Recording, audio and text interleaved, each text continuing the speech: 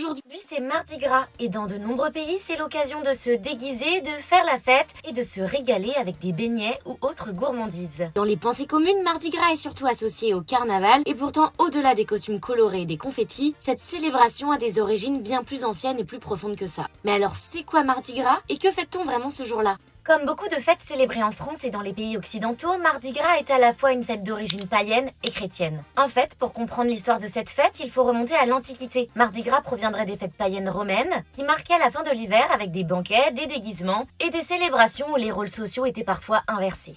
Avec l'arrivée du christianisme, ces traditions ont été adaptées. Mardi Gras est devenu le dernier jour avant le carême, une période de 40 jours de jeûne et de privation en préparation de Pâques. Donc vous l'aurez compris, l'idée de Mardi Gras, c'est profiter d'un dernier festin bien copieux avant d'entrer en période de sobriété. C'est d'ailleurs de là que vient son nom Mardi Gras en référence aux repas riches et gras consommés ce jour-là. Mais alors pourquoi de nos jours cette fête est-elle associée au carnaval ? En fait, Mardi Gras ce n'est pas le jour du carnaval mais la fête qui en marque la fin. Le carnaval dure une semaine avant le jour du carême et finit donc la veille, le Mardi Gras. Pour faire court, c'est au Moyen-Âge que le carnaval est devenu une célébration chrétienne précédant le carême. Le mot carnaval proviendrait d'ailleurs du latin carne levare qui signifie enlever la viande en référence à l'interdiction de consommer de la viande durant le carême. Aujourd'hui, Mardi Gras est avant tout un moment festif où petits et grands en profitent pour se déguiser, défiler et savourer des gourmandises. D'ailleurs, dans de nombreux pays, depuis le Moyen-Âge, ce sont les aliments à base de beurre, d'huile, de farine et de lait qui se dégustent le plus ce jour-là, comme les beignets, les crêpes et les gaufres, car c'était des aliments peu chers,